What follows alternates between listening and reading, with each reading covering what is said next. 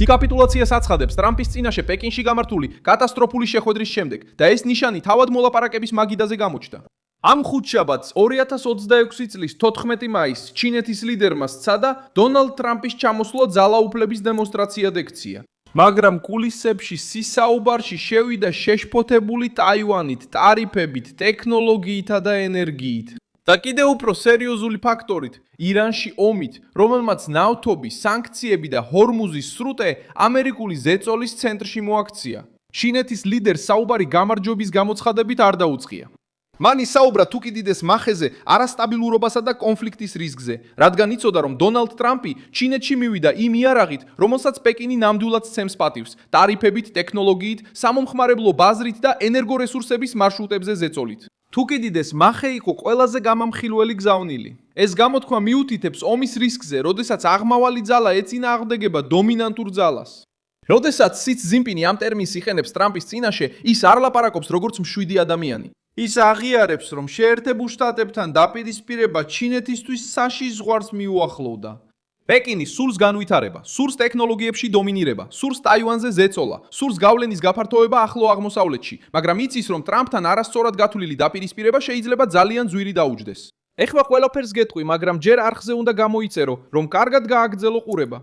Informado, informações em tempo real. ინფორმირებული, რეალურ დროში ინფორმაცია საუკეთესო ჟურნალისტური ხარისხით. გამოიწერე არხი და ჩართე ზარის ღილაკი. საერთაშორისო საინფორმაციო სტანდარტით დაფიქსირდა, რომ CS ახალი ვიდეოების შეწყობინებები გააფრთხილა კონფლიქტის რისკზე, თუ ტაივანი არასწორად იქნებოდა მართული. შემდეგამდე, ასევე განიხილა ვაჭრობა, ტექნოლოგია და ირანი. ტაივანი ჩინეთის სტრატეგიულ სუსტ წერტილად გამოჩნდა. იცის, რომ ეს ის წერტილია, სადაც ჩინეთის გაფართოება ASEAN-ში სამხედრო და დიპლომატიურ ზღვარს ეჯახება.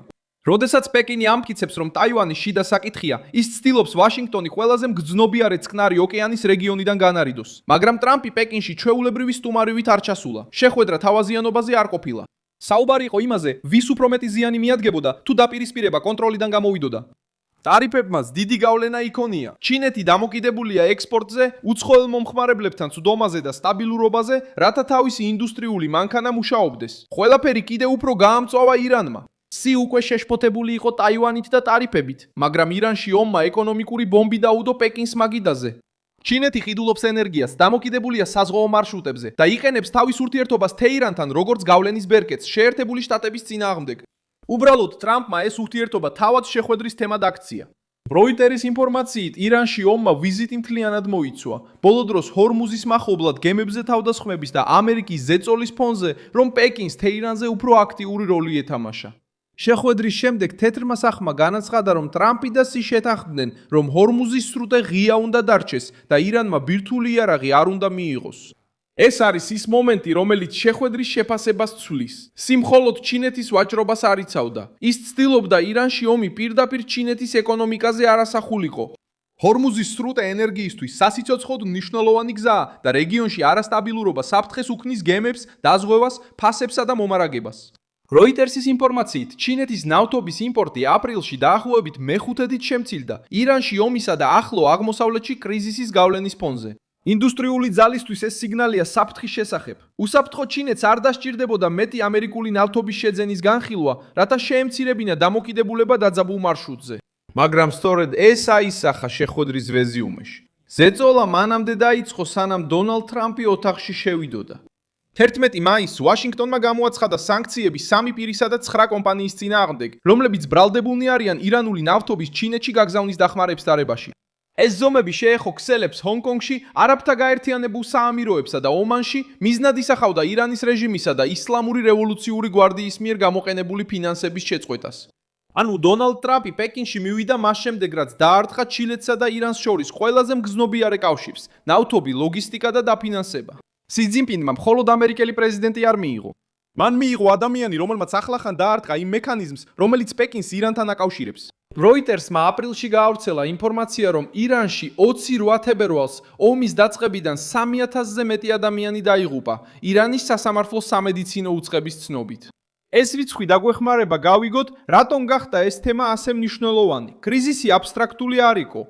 კრიზისი მოიცავდა დაღუპულებს, მუქარის ქვეშ მყოფ გემებს, ენერგეტიკულ ზეწოლას, გაფართოებულ სანქციებს და ესკალაციის რისკს, რომელიც ჩინეთს, შეერთებულ შტატებს, ისრაელს, სპარსეთის ყურის ქვეყნებსა და მთელ გლობალურ ვაჭრობას შეეხებოდა. ამიტომ სი ძინპინის დანებება დამარცხების ფრაზად არ აღქმულა. ეს გამოჩნდა როგორც აუცილებლობა მოლაპარაკება ტრამპის მიერ გაშლილ სათამაშო დაფაზე. სი ძინპინს სულ დაესაუბრა როგორც აღმავალ ძალას, მაგრამ მას მოუწია ხორმუზის სრუტის გახსნაზე, ბირთვული იარაღის არ მქონე ირანზე, ამერიკული ნავთობის შეძენაზე, ვაჭრობაზე, ტაივანზე და კონფლიქტის რისკზე საუბარი. ჩინეთმა სცადა იმიჯის კონტროლი ცერემონიით, დისციპლინით და სახელმწიფო შოუს მოწყობით. დონალდ ტრამპმა დღის წესრიგი აკონტროლა, როდესაც ენერგია, ტარიფები და სანქციები ერთ პაკეტში გააერთიანა. ისტორია გვიჩვენებს, რომ ჩინეთი რეალურ ზღვარს რომ წააწყდება, ამას კარგად იგებს. 1996-1996 წლების ტაივანის სრუტის კრიზისის დროს პეკინმა ტაივანის დაშინების მიზნით კუნძულზე საპრეზიდენტო არჩევნებამდე რაკეტების გამოცდები და სამხედრო წურთნები ჩაატარა. ამერიკის შეერთებული შტატების პასუხი იყო რეგიონში საზღვაო ძალების და ავიამზიდების ჯგუფების გაგზავნა, რაც აჩვენებდა, რომ ჩინეთის დაშინებას ფასი ექნებოდა. იმ კრიზისმა ჩინეთის რეჟიმს ასწავლა, რომ ძალის სიმბოლოები მხოლოდ იქამდე მუშაობს, სანამ არ შეხვდები ძლიერ სახელმწიფოს, რომელიც მზად არის თავისი ყოფნა აჩვენოს. დღეს ეს ლოგიკა სხვა ფორმით ბრუნდება. ტრამპს არ დასჭიროებია პეკინში შესვლა და საჯარო მუქარის გამოთქმა. ის მოვიდა ტარიფებით, ირანული ნავთობის წინააღმდეგ სანქციებით და ჰორმუზზე ზეწოლით. სიემ დაინახა, რომ ტაივანი ერთადერთი ფრონტი არ იყო. ჩინეთზე ერთდროულად ხორციელდებოდა ზეწოლა წყნარ ოკეანეში, ვაჭრობაში და ახლო აღმოსავლეთში. სხვა ქვეყნებიც ეხმარებიან ამ პროცესის გაგებაში. ინდოეთმა მიუხედავად იმისა, რომ ბლიკსის წევრია, საზღვაო სტაბილურობა მოითხოვა გემებზე თავდასხმების შემდეგ, რაც აჩვენებს, რომ ირანში კრიზისმა ბზარები შექმნა პარტნიორებს შორის, რომლებიც ჩვეულებრივ ვაშინგტონს აკრიტიკებენ. გოლფის ქვეყნები, რომლებიც ენერგიასა და უსაფრთხო ტრანსპორტირებაზე არიან დამოკიდებული, ვერ მიიღებენ იმას, რომ თეირანმა ჰორმუზის სრუტე მუდმივი შანტაჟის იარაღად აქციოს. თვითონ ჩინეთსაც კი მიუხედავად სუვერენიტეტისა და სანქციების წინააღმდეგობის რიტორიკისა, სჭირდება ღია გზები და სტაბილური ნავთობის მიწოდება. ეს არის სი ძინპინის უხერხულობა. ის დიპლომატიურ ასპარეზზე ირანსა და რუსეთთან ერთად პოზირებს. მაგრამ მისი ეკონომიკა საჭიროებს მარშრუტებს, რომლებიც მხოლოდ მაშინ რჩება უსაფრთხოდ, როცა შეერთებული შტატები ინარჩუნებს სამხედრო, სავაჭრო და ფინანსურ ზეწოლას. სი ძინპინი საჯაროდ მოუწია ეღიარებინა, რომ ჰორმუზის სრუტე უნდა დარჩეს ღია და თეირანმა არ უნდა მიიღოს ბირთვული იარაღი. ჩინეთისთვის, რომელიც ცდილობს თავი წარმოაჩინოს ახალ დომინანტურ ძალად, ეს შედეგი მძიმე ტვირთია.